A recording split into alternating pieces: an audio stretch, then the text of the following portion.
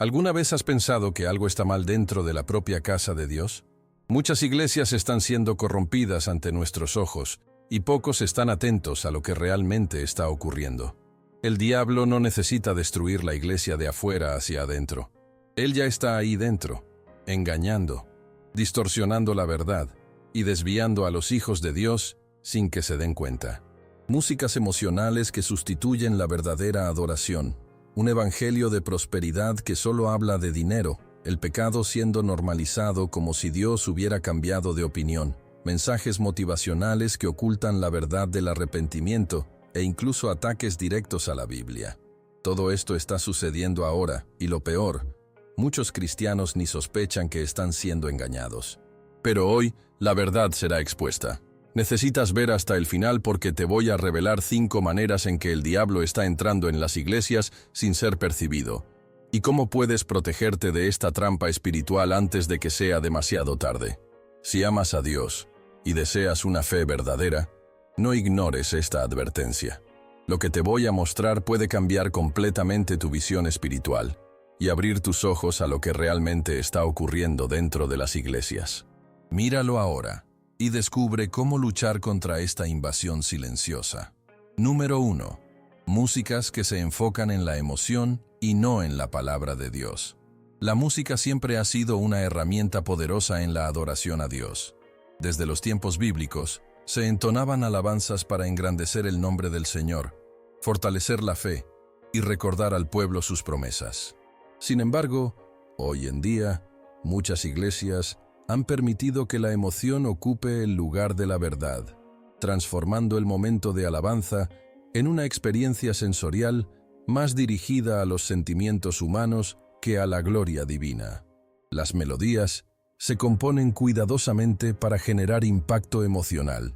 Los instrumentos se ajustan para crear un ambiente envolvente y, muchas veces, la letra se vuelve secundaria.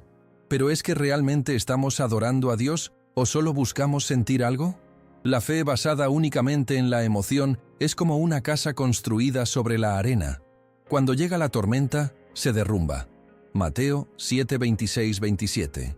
Al analizar los salmos, nos damos cuenta de que la verdadera adoración no reside en la experiencia emocional, sino en el reconocimiento de la soberanía y santidad de Dios.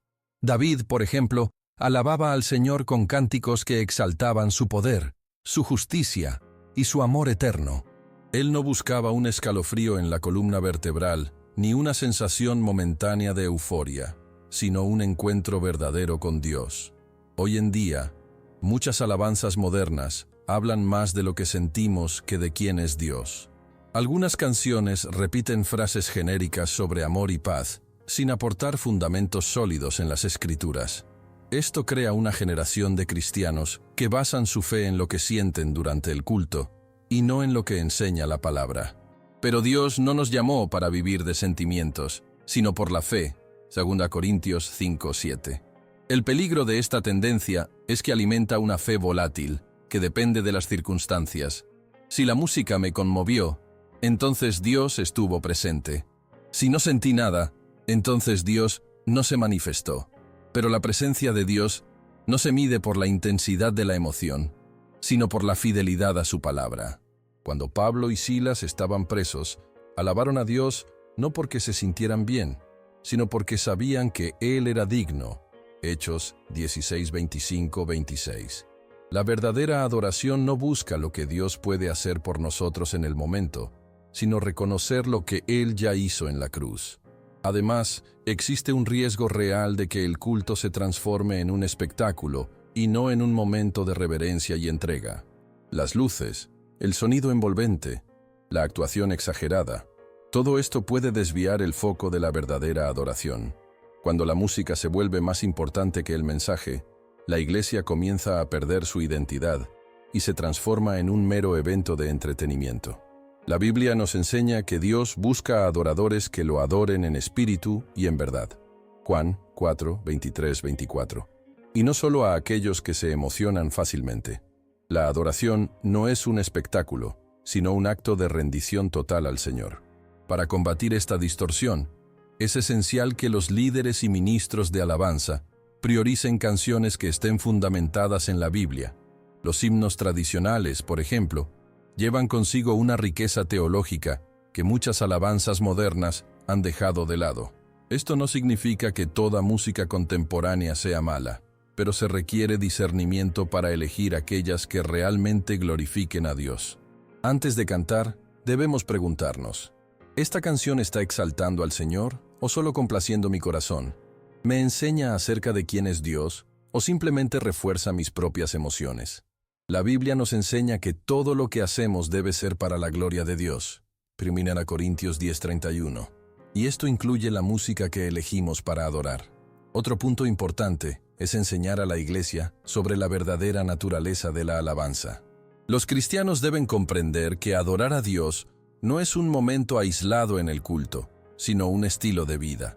No debemos depender de la música para sentir la presencia de Dios, sino de nuestra intimidad con Él a través de la oración y el estudio de la palabra. La alabanza genuina nace de un corazón que conoce profundamente a Dios, y no solo de una melodía bonita. Si nuestra fe necesita una banda sonora para sobrevivir, algo está mal. La Biblia nos llama a alabar al Señor en todo tiempo, no solo cuando la música nos conmueve. Salmo 34:1. Por lo tanto, es necesario volver a las raíces de la adoración genuina. La música en la iglesia debe ser un medio para proclamar la verdad, y no solo una herramienta para crear ambiente. Cuando los discípulos alababan, declaraban quién era Dios y lo que Él había hecho. Ese debe ser nuestro objetivo. Cantar no para sentirnos bien, sino para engrandecer el nombre del Señor. Así, evitamos que el diablo infiltre en la iglesia un evangelio superficial y emocional, y mantenemos nuestra fe firme sobre la roca inquebrantable que es Jesucristo. Número 2. Falsa doctrina de la prosperidad. El mensaje del Evangelio siempre ha sido claro. Seguir a Cristo significa negarse a sí mismo, cargar la cruz y buscar primeramente el reino de Dios. Mateo 16:24-26. Sin embargo, una nueva teología se ha difundido en las iglesias, prometiendo riquezas y confort terrenal en nombre de la fe. Esta doctrina de la prosperidad enseña que, si alguien tiene suficiente fe, Dios derramará bendiciones financieras sin límites, como si Él fuera un genio de la lámpara listo para conceder cualquier deseo. Pero este mensaje distorsiona completamente el verdadero propósito de la fe cristiana. Jesús nunca prometió riquezas en esta tierra. Por el contrario, Él nos advirtió que tendríamos aflicciones. Juan 16:33. La gran pregunta es, ¿estamos buscando a Dios por lo que Él es o solo por lo que Él puede darnos? La Biblia nos muestra que muchos siervos fieles de Dios no eran ricos en bienes materiales, sino abundantes en fe y carácter. El apóstol Pablo, por ejemplo, fue uno de los mayores predicadores del Evangelio, pero vivió en dificultades, enfrentó prisiones y persecuciones, y nunca usó su fe como medio para enriquecerse. Él mismo declaró, «He aprendido a contentarme con lo que tengo». Filipenses 4:12. Esto nos enseña que la verdadera riqueza no está en el dinero, sino en la comunión con Dios. Sin embargo, muchos predicadores modernos distorsionan el mensaje del Evangelio, haciendo promesas financieras a cambio de ofrendas y sacrificios. ¿Está esto de acuerdo con la voluntad de Dios? Esta doctrina engañosa transforma a Dios en un mero proveedor de bendiciones, como si Él estuviera obligado a recompensar financieramente a aquellos que le sirven. Pero el propio Jesús, el Hijo de Dios, no poseía grandes riquezas y nos enseñó a orar por nuestro pan de cada día. Mateo 6:11. Él valoraba la humildad y la total dependencia del Padre. No obstante, hoy se predica que, si una persona no es próspera financieramente, es porque le falta fe. Esto genera frustración e incluso incredulidad en muchos cristianos, pues cuando enfrentan dificultades, comienzan a cuestionar si Dios está con ellos. Pero la verdad es que el Señor nunca prometió riquezas terrenales para todos, sino la vida eterna para aquellos que le siguen fielmente. Otro grave problema de esta teología es que fomenta el egoísmo y la búsqueda de bienes materiales, en lugar del servicio y el amor al prójimo. Jesús nos enseñó que es más bienaventurado dar que recibir, Hechos 20:35, pero la doctrina de la prosperidad invierte esta lógica, poniendo el foco en lo que podemos obtener para nosotros mismos. El apóstol Santiago nos advierte que muchos no reciben porque piden mal, buscando solo sus propios intereses. Santiago 4:3. Dios nos llama a un propósito mayor que acumular riquezas. Nos llama a hacer luz en el mundo y a hacer la diferencia en la vida de las personas. Además, este mensaje corrompe la verdadera esencia del Evangelio. Jesús murió en la cruz para darnos salvación, no para garantizar una cuenta bancaria llena. Él advirtió que no debemos acumular tesoros en la tierra, donde el gusano y el óxido consumen, sino en el cielo. Mateo 6:19-20. Sin embargo, muchos líderes religiosos se han enriquecido a costa de esta falsa doctrina, vendiendo promesas de prosperidad y utilizando la fe de las personas como un negocio lucrativo. La Biblia es clara al condenar a aquellos que usan la piedad como fuente de lucro. 1 Timoteo 6:5-10. La verdadera fe no es una herramienta para ganar dinero, sino un camino de entrega total a Dios. Es importante recordar que Dios, en su infinita gracia, sí puede bendecir a sus hijos financieramente, pero esa nunca debe ser la motivación principal de nuestra fe. Él nos llama a buscarle de todo corazón, independientemente de las circunstancias. La verdadera prosperidad no se mide por el saldo bancario, sino por la presencia de Dios en nuestra vida. David escribió en el Salmo 23, «El Señor es mi pastor, nada me faltará», mostrando que cuando tenemos a Dios, tenemos todo lo que realmente necesitamos. La paz, la alegría y la certeza de la salvación son riquezas que el dinero jamás podrá comprar. Por lo tanto, es fundamental que los cristianos estén atentos y no sean engañados por mensajes que distorsionan la palabra de Dios. El Evangelio no es un camino hacia las riquezas terrenales, sino hacia una vida de santidad, amor y compromiso con Jesucristo. La verdadera recompensa no reside en lo que podamos obtener aquí, sino en la eternidad al lado del Padre. Seguir a Cristo exige renuncia, humildad y una fe inquebrantable, independientemente de la situación financiera. Al fin y al cabo, el mayor tesoro que alguien puede tener es la presencia de Dios en su vida. Número 3. El pecado, siendo normalizado dentro de la Iglesia. La Iglesia de Cristo siempre ha sido llamada a ser sal y luz en este mundo. Mateo 5:13-14.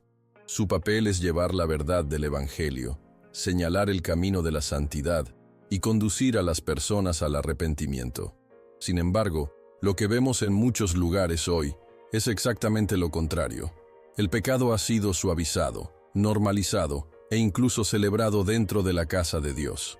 Lo que antes se consideraba una afrenta a la santidad del Señor, ahora se acepta con excusas como «Dios entiende» o «Lo importante es amar».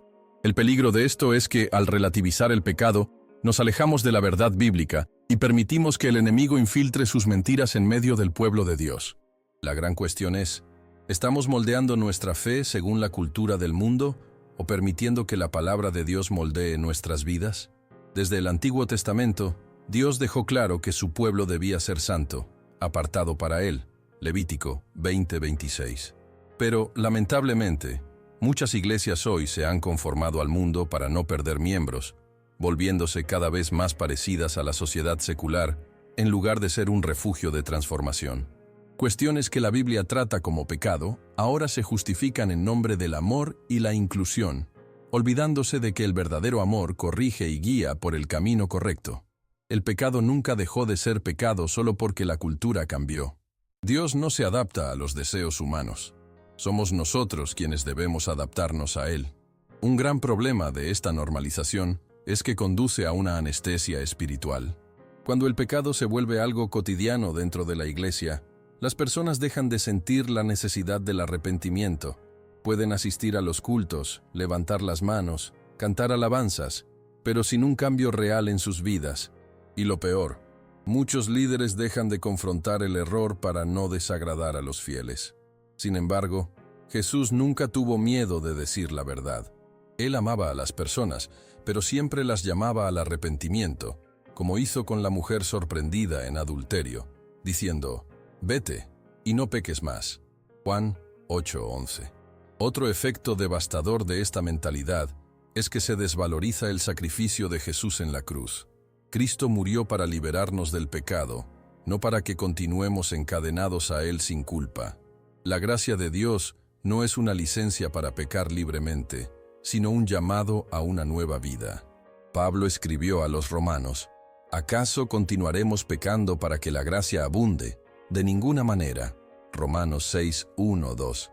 El Evangelio no nos invita a permanecer como estamos, sino a ser transformados por la renovación de nuestra mente. Romanos 12, 2. Si una iglesia predica únicamente el amor de Dios, sin hablar de santidad, está predicando un evangelio incompleto. Además, la aceptación del pecado dentro de la iglesia causa un gran daño al testimonio cristiano. ¿Cómo podemos ser luz si nos volvemos iguales a las tinieblas? Si la iglesia no se posiciona con firmeza sobre lo que es correcto e incorrecto ante Dios, pierde su autoridad espiritual. Jesús nos llamó a ser diferentes del mundo y no una copia de él. Por ello, a lo largo de la Biblia vemos a profetas, apóstoles e incluso al propio Cristo confrontando el pecado sin temor, no para condenar a las personas, sino para salvarlas de la muerte espiritual. Cuando la iglesia guarda silencio, el diablo avanza. Es fundamental que los cristianos recobren el valor de posicionarse por la verdad. Esto no significa actuar con dureza o arrogancia, sino con amor y compromiso con las Escrituras. La iglesia debe ser un lugar de acogida, pero nunca de conformismo. Amar a alguien de verdad implica decirle la verdad, aunque duela. Jesús nunca rechazó a los pecadores, pero tampoco dijo que el pecado era aceptable. Los amó profundamente, pero siempre los llamó a una vida nueva. Ese debe ser el papel de la iglesia. Anunciar el evangelio puro, que transforma vidas, libera del pecado y conduce a la comunión con Dios. Por lo tanto, debemos reflexionar. ¿Estamos viviendo un cristianismo auténtico, basado en la Biblia, o simplemente un cristianismo cómodo, que evita confrontar el error? Recordemos que seguir a Cristo exige renuncia, compromiso y santidad. La verdadera iglesia no es aquella que se adapta al mundo, sino la que permanece fiel a la palabra de Dios, cueste lo que cueste. Porque, al final, no seremos juzgados por lo que la sociedad acepta, sino por lo que Dios estableció como verdad desde el principio. Número 4. Predicaciones motivacionales en lugar de la verdad bíblica. El púlpito siempre ha sido un lugar sagrado, un espacio donde la palabra de Dios se proclama con autoridad y temor. Sin embargo, en los últimos tiempos, muchas iglesias han sustituido las predicaciones bíblicas por discursos motivacionales. El mensaje que antes confrontaba el pecado y llevaba al arrepentimiento, ahora solo mima el ego y alimenta el deseo humano de éxito y realización personal. Claro, a todos les gusta escuchar palabras que traigan consuelo y ánimo, pero cuando esto se convierte en la esencia de la predicación, algo está profundamente mal. El evangelio no fue dado para agradar los oídos, sino para transformar corazones. Jesús nunca prometió una vida sin dificultades. Por el contrario, dijo: «En el mundo tendréis aflicciones, pero tened buen ánimo, yo he vencido al mundo». Juan 16:33. Este fenómeno de las predicaciones motivacionales crea un evangelio superficial, donde se anima a las personas a creer en sí mismas más que en Dios. Frases como «tú puedes con todo», «cree en ti mismo» y «el universo conspira a tu favor» sustituyen mensajes como «niegaos a vosotros mismos» y «tomad vuestra cruz». Lucas 9:23. La Biblia nunca enseña que el hombre tiene poder en sí mismo, sino que nuestra fortaleza proviene del Señor. Filipenses 4:13. Cuando los predicadores ponen el foco en la autosuficiencia en lugar de en la dependencia de Dios, le están restando gloria a aquel que realmente gobierna todas las cosas. Otro gran problema de estos mensajes motivacionales es que evitan tratar temas difíciles como el pecado, el arrepentimiento y el juicio. Son mensajes que hacen que la gente se sienta bien, pero no los llevan a una transformación genuina. Juan el Bautista, por ejemplo, predicaba un evangelio de arrepentimiento, llamando al pueblo a volverse de sus malos caminos. Mateo 3:1-2. Jesús también confrontaba la hipocresía religiosa y llamaba a la santidad. Pero hoy, muchos pastores evitan hablar de estas verdades para no alejar a la congregación. Esto crea una iglesia frágil, que no está preparada para enfrentar las batallas espirituales diarias. La Biblia nos advierte sobre esta tendencia de buscar solo mensajes agradables. En 2 Timoteo 4:3-4, Pablo escribió que llegaría el tiempo en que las personas no soportarían la sana doctrina, sino que tendrían picazón en los oídos y buscarían maestros que dijeran solo lo que quieren oír. Ese tiempo ya ha llegado.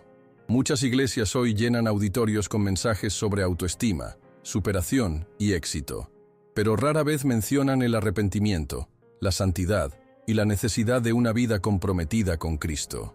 El problema es que, sin estos fundamentos, la fe se vuelve superficial e incapaz de sostener al cristiano en los momentos difíciles. El Evangelio de Cristo no se trata de sentirse bien, sino de ser transformado. Dios no nos llamó a un evangelio cómodo, sino a un evangelio que nos desafíe a crecer espiritualmente. Imagina a un médico que, al diagnosticar una enfermedad grave en su paciente, decide no decir la verdad para no entristecerlo. Eso sería irresponsable. De la misma manera, un predicador que no habla sobre el pecado y la necesidad del arrepentimiento está engañando a su rebaño. La verdad puede ser dura, pero es ella la que nos libera. Juan 8:32. Esto no significa que toda predicación deba ser dura y sin esperanza.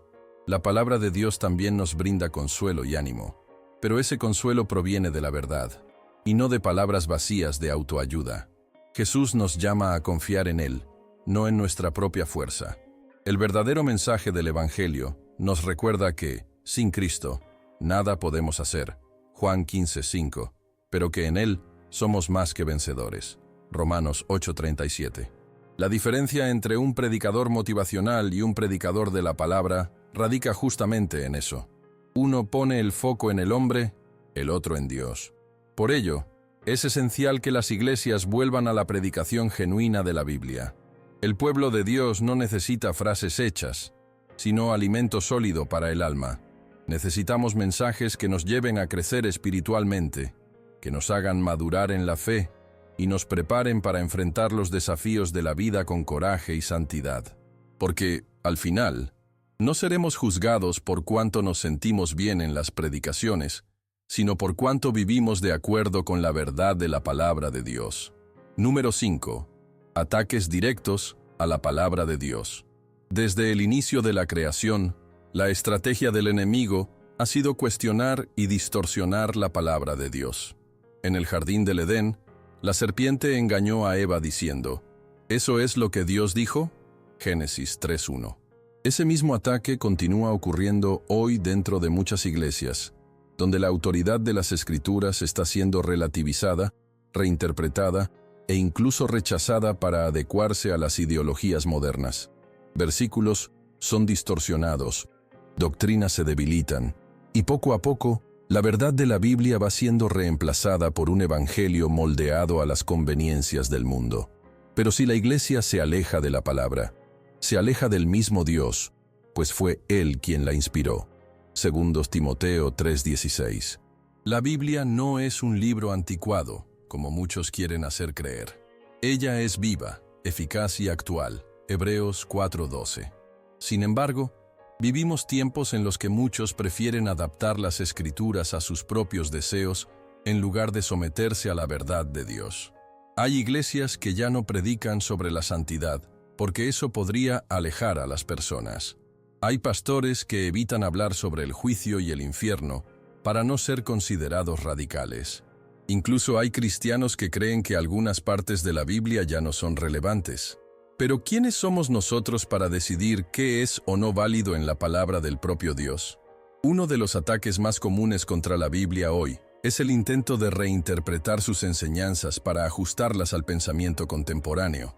El pecado ya no se llama pecado, sino expresión personal o evolución moral.